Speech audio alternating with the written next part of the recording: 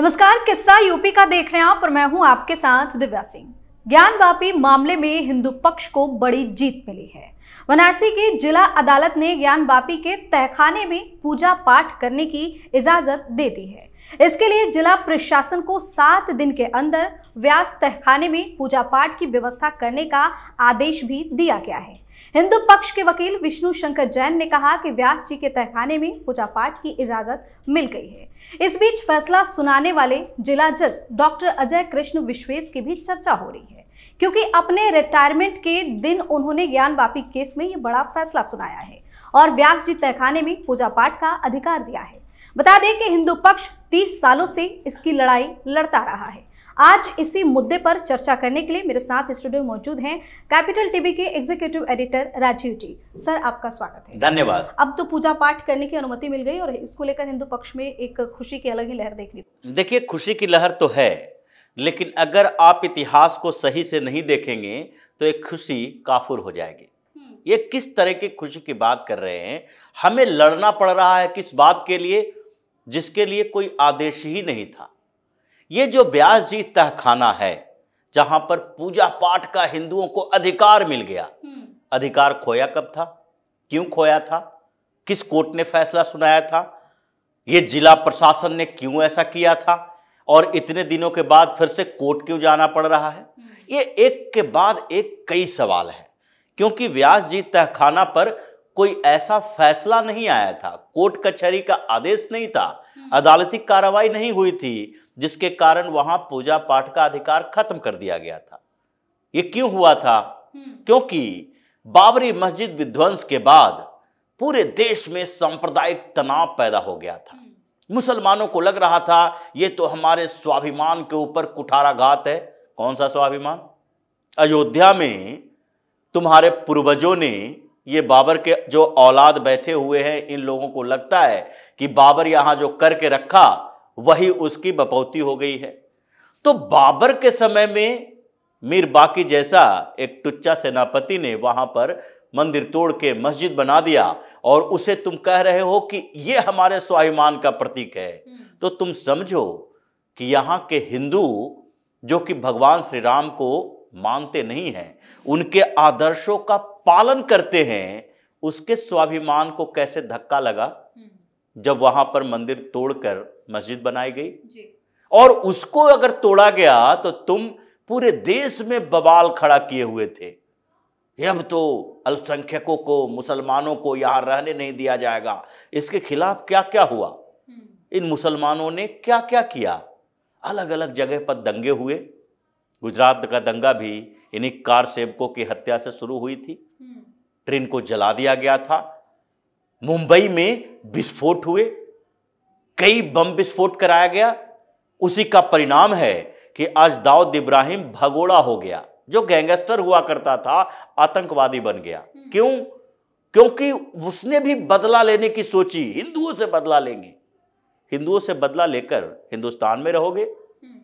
तो फिर वो भगोड़ा हो गया, भाग गया, यहां 2-4 बम विस्फोट किए, उसके बाद यहां से भागना पड़ गया। जो साम्राज्य, काला साम्राज्य रखे हुए था, उसका अंत हो गया। जो भी टकराएगा उसका अंत तो होना ही है। अब उस समय सांप्रदायिक तनाव के कारण एक मौखिक आदेश, कोई लिखित आदेश नहीं था, मौखिक आदेश 1993 में कि वहां पर जो ज्ञानवापी परिसर के अंदर व्यास जी तहखाना है, दीवारों के पास वहां पर पूजा होती है, वहां पर एक पुजारी नियुक्त किए गए हैं। हर रोज वहां साफ सफाई, पूजा अर्चना की जाती थी। लोग भी जाकर पूजा करते थे। वो पूजा मत करने दो, क्योंकि इससे सांप्रदायिक तनाव पैदा हो जाएगा। ये मस्जिद का एरिया है, वहां बैरिकेडिंग कर दी गई। और उस बैरिकेडिंग के बाद क्या हुआ, वहां पर लोहे के रड लगा दिए गए और फिर उसको ऐसे ही पैक करके रखा गया। सरकार किसकी थी? सरकार कांग्रेस की। 1992 वाली स्थिति, 93 वाली स्थिति, केंद्र में सरकार, और फिर यहां पर भी वैसे ही सरकारें बनती बदलती गिरती रही। मुलायम सिंह यादव, अखिलेश यादव, मायावती, ये लोगों ने उस पर ध्यान ही नहीं दिया कि कोर्ट जाने की जरूरत ही क्यों पड़े। जब एडमिनिस्ट्रेशन ने इसे पैक करवाया था, एडमिनिस्ट्रेशन को खुलवाना चाहिए, लेकिन कोई जिम्मेदारी लेने के लिए तैयार नहीं है। जिला अधिकारी जिम्मेदारी लेने के लिए तैयार नहीं है। लॉ एंड ऑर्डर की सिचुएशन क्रिएट हो गया तो हम क्या करेंगे? हमारा ट्रांसफर हो जाएगा, सस्पेंड हो जाएंगे। कोई पुलिस अधिकारी जिम्मेदारी लेने के लिए तैयार नहीं है कि नहीं ये बैरिकेडिंग हटनी चाहिए।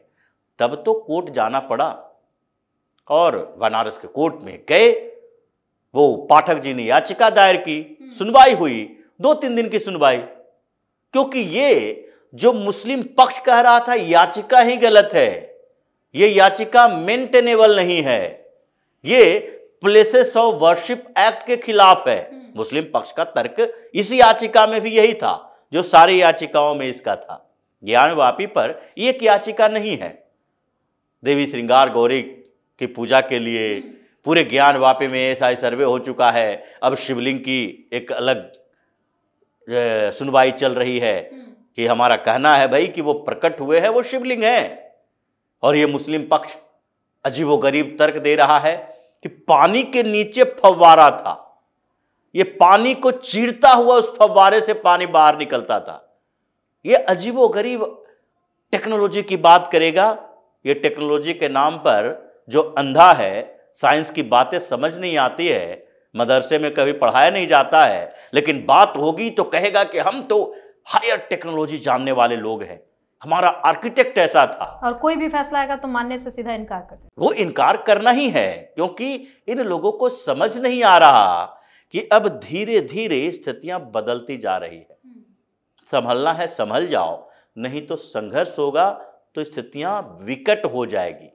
ये पहले की तरह सब सोए हुए नहीं हैं, और पॉलिटिकल पार्टियां जो सुला के रखी हुई थी वो खुद सो रही है। जिन पार्टियों ने सेकुलरिज्म के नाम पर हिंदुओं को सुला दिया, बिल्कुल नींद में, घोर निद्रा में भेज दिया उसको। कांग्रेस पार्टी उसी में है, समाजवादी पार्टी है, बसपा है, राजद, ये लालू प्रसाद यादव की पार्टी है। जितनी क्षेत्रीय पार्टियां जो विपक्ष में बैठी हुई है, भारतीय जनता पार्टी का सेकुलरिज्म के नाम पर विरोध करती है, इन सब लोगों ने क्या किया? हिंदुओं को सुला दिया, तुम नींद में रहो, यहां मुसलमान ही डिसाइड करेंगे कि पॉलिटिक्स कहां जा रही है। सब उसको खुश करने के लिए पॉलिटिक्स करते रहे।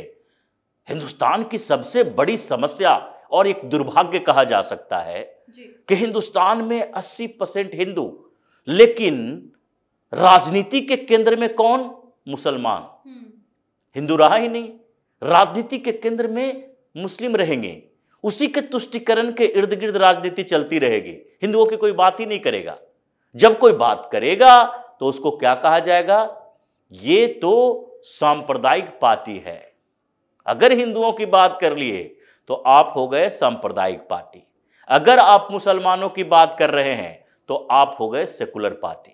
ये धारणाएं चलती रही, उसी का दुष्परिणाम वाराणसी में, ये ज्ञानवापी में देखने को मिला था। जब कोर्ट में ये मामला गया, याचिका की सुनवाई हुई। 17 जनवरी को याचिका जो रिसीवर की बात हुई थी कि भाई ये बैरिकेडिंग क्यों लगाया गया है, किस आदेश पर लगाया गया। हिंदू पक्ष का तो यही कहना था 1993 से पहले यहां पर पूजा अर्चना करते थे जी। और उसके बाद ये बंद कर दिया गया। कोर्ट ने कब आदेश दिया? इसके अधिकारी कौन है? ये तो जिला प्रशासन के पास ही है। जिला प्रशासन ने बैरिकेडिंग की थी। 17 जनवरी को अदालत ने कहा इसको पूरी तरीके से डिस्ट्रिक्ट मजिस्ट्रेट के अधिकार में दे दो। उस बैरिकेडिंग को, वो जो रड लगाए हुए हो, उन सबको हटाओ, और उसका पोजीशन किसके पास होना चाहिए? ये अंजुमन इस्लामिया मस्जिद कमेटी के पास नहीं होना चाहिए। ये अंजुमन इंतजामिया मसाजिद कमेटी कौन है भाई? वो हिंदू के उस व्यास जी तहखाने पर ये मस्जिद कमेटी का कैसे अधिकार हो सकता है? तो उसे जिला अधिकारी को कहा उसको अपने कब्जे में लो। ये 17 जनवरी के फैसले में वाराणसी के कोर्ट में कहा गया था।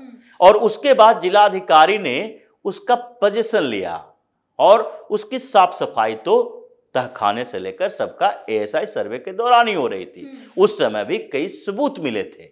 अब फिर बहस हुई। बहस दो ही स्तर पर। मुस्लिम पक्ष का वकील सीधे तौर पर यही कहता है, भाई ये पूजा स्थल अधिनियम, एक जो कानून बनाई गई थी, एक कानून प्लेसेस ऑफ वर्शिप एक्ट मतलब 1947 के बाद से स्ट्रक्चरल चेंज नहीं किए जाएंगे। जज ने कहा ठीक है, नहीं किए जाएंगे। मतलब अगर नहीं किए जाएंगे तो इसका मतलब है मस्जिद तोड़ के मंदिर नहीं बनाया जाए। इसका मतलब है कि मंदिर तोड़ के भी मस्जिद ना बनाई जाए।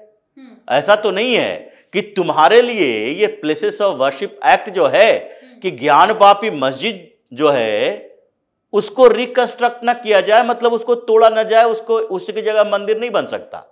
लेकिन वो हिंदुओं के लिए भी तो है कि वो जो वेस्टर्न दीवार पे ये मूर्तियां हैं, नंदी सामने देख रहे हैं, व्यास जी तहखाने में पूजा होती थी, वो भी रिकंस्ट्रक्ट नहीं किया जा रहा।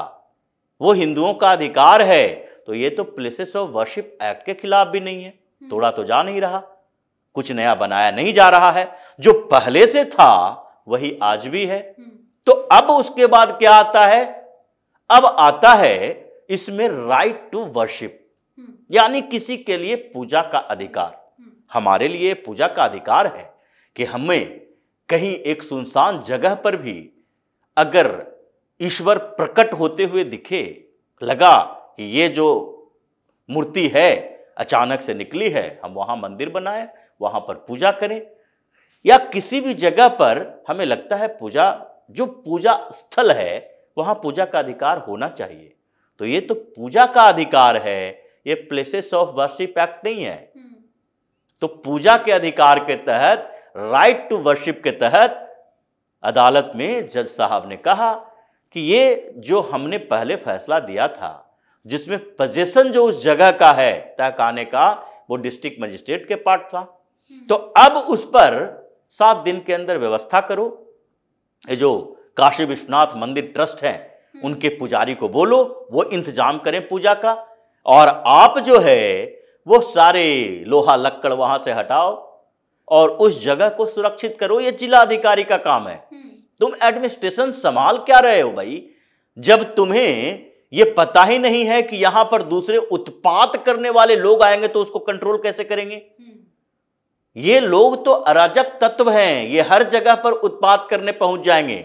ये कुछ समय के बाद ये राम मंदिर के पास भी कुछ न कुछ धमकियां देते रहते हैं, अभी भी ये फिर भी उत्पात करने की कोशिश में लगे रहते हैं कि कब मौका मिले। ये सुरक्षा अगर कमजोर हो तो ये कहीं भी कुछ भी करने के लिए तैयार है।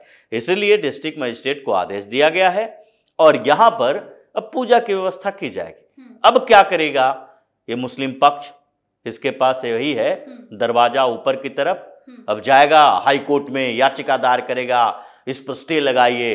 अब आगे हाई कोर्ट और सुप्रीम कोर्ट में क्या होता है ये तो अलग बात है, लेकिन जज के फैसले में ये बार बार कहा गया कि ये जो पूजा स्थल अधिनियम और पूजा का अधिकार, इन दोनों के बीच अंतर को समझना पड़ेगा। और यहां पर मौखिक आदेश से पूजा पद्धति बंद की गई थी, पूजा की अनुमति फिर से दी गई है, इसमें मस्जिद कमेटी की कोई भूमिका नहीं है। आगे जो किया जाएगा, आगे जो फैसले आएंगे, एएसआई सर्वे के ऊपर आए, फिर महिलाओं के याचिका के ऊपर आए, ये तोशा खाने के ऊपर आए, या फिर वजू खाने के ऊपर आए, शिवलिंग के ऊपर आए, ये अलग अलग याचिकाएं हैं। यानी पूरा परिसर जो है ज्ञानवापी का, जो ज्ञानवापी शब्द ही ऐसा है जिसे मुसलमानों को शर्म आनी चाहिए कि ये ज्ञानवापी के साथ मस्जिद नाम कैसे जोड़ देता है। दुनिया में कहीं ऐसा शब्द नहीं दिखेगा जिसमें ज्ञानवापी जैसे शब्द जो है संस्कृत निष्ठ शब्द, ये अरबी शब्द थोड़ी है, संस्कृत निष्ठ शब्द के साथ मस्जिद जोड़ा गया है। अब फिर भी कहता है कि ये जौनपुर के रईस ने बनवाया था, औरंगजेब ने नहीं ये किया था।